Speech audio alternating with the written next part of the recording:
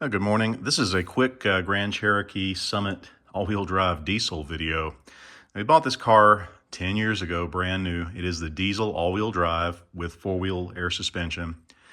And as I've noted many times before, this thing is given no problems. And we did have the $3,000 check recall mod done to it, which flashed it to be very low response at lower RPM, which kind of defeats the purpose, but there are ways around that. In any case, all these years, and keep in mind, this thing has about 30,000 miles. It has 86,000 total on it. About 30,000 of that is pulling a 28-foot Airstream all over the country with no problems. Let's take a look at these brake pads. The reason why I'm swapping out the pads and rotors is I noticed a little bit of brake pulsation. And this thing is the third set of new tires on it. They might have been over-torqued, who knows? It happens. It's so minimal that most people wouldn't even notice it, but I did. And when I do a brake upgrade, especially on like lifted Wrangler, JLs and JTs, is I go with the Power Stop Extreme, which is this kind of a vented and slotted rotor, and the carbon fiber ceramic pad. And so let's take a look. This is the factory pad on the left. This is the new pad on the right.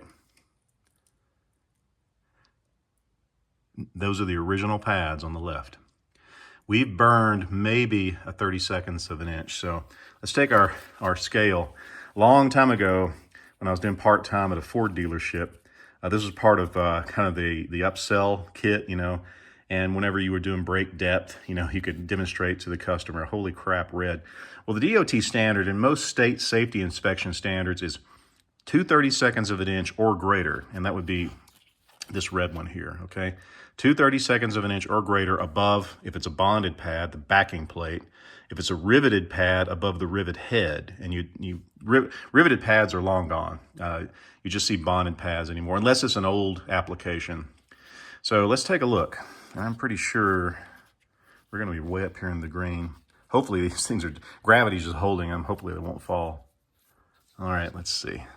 I'm just guessing it's gonna be, yeah. So the widest green one, I think it's like 8/32. Let's see if I can. 7/32. And let's measure the stock pad as it stands now. It's just under 6/32. So what does this all mean? Well, I've got some friends that are both psychiatrists and psychologists, and I, years past work on their vehicles, and I still counsel them today.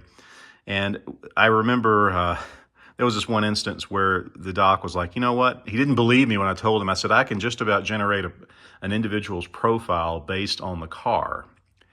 And he was kind of perplexed by that, and I related with him a story from a long time ago where my dad, this first ever janitorial contract was like 1968. It was with a construction engineering firm called Ford Becken & Davis in Monroe, Louisiana.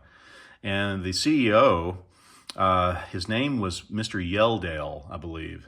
And he was a cool dude, and he was a stickler about equipment maintenance to include cleanliness. So FB&D back in the day, did a lot of pipeline and refinery work. And so back behind the corporate headquarters and, the building where they had all the drafters and the engineers at, they would have, all the equipment, just, heavy, just, like drilling rigs and all the peripheral stuff and tractors. And they had their own fleet of pool cars and station wagons and pickup trucks. And during his tenure, they were all clean. Everything was clean. The building was clean. The grounds were clean. The cars were clean.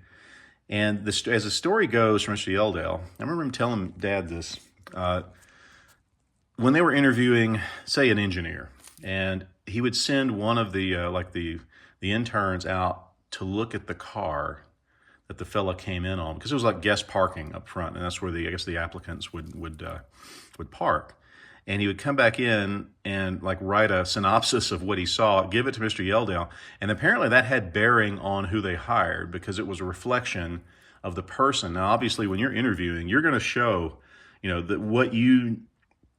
hopefully you would show and demonstrate what it is that made you the best candidate, but not necessarily, what after the honeymoon's over, the long-term benefits. And There was a very simple and effective, in a manner of speaking, way of analyzing a person's kind of their habits and their lifestyle. But what I did was, over the years as a mechanic, I combined, because I was, a BS in criminal justice, and a lot of our courses were psychology related and personality related. And I just noted over the years, so I go to school during the day and work on cars after class, uh, is that people tended to drive. Well, now this is not, this is actually in like the Motorcycle Safety Foundation manual. People drive the way they live, and this is indicative of it. And you've noticed, like, you'll see cars where the front hubs and hubcaps and all are just dark with brake dust. Well, that's brake dust, and it's primarily graphite that's left behind when you apply the brakes.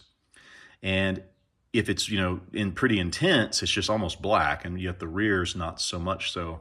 And the rest of the car follows suit. It won't be clean. It'll be dented and dinged. If you have a chance to kind of peek inside, you might see a bunch of detritus and fast food bags and just the things that would be indicative of reactive living. It's like jackrabbit starts and hard braking from stoplight to stoplight. What's the point? Well, you're taking energy that is hard-earned in the form of chemical energy, you're turning it into thermo energy and then mechanical energy, and that's how the vehicle moves. And when you need to come to a stop, you're essentially throwing that energy away by turning it into heat energy. That's not so much with hybrids and electrics and some gas burners that use regenerative braking, which is a brilliant idea, and I do love it. But, in straight ice applications, if you're not downshifting and the brake pad is converting that mechanical energy back into heat energy and it goes into the atmosphere, it's called coefficient of friction. And the higher the coefficient of friction, the more resistance you'll have, and it interprets into better braking or more responsive and longer term fade-free braking. And the operator of this vehicle from the get-go has understood how that worked. And what you do is you avoid braking, or in the case of this vehicle, which has the diesel engine, the 8HP 70 automatic, and paddle shifters, you can use your downshifting. Of course, the stick itself will do that too, but you can downshift and use engine compression to slow you down, engine braking.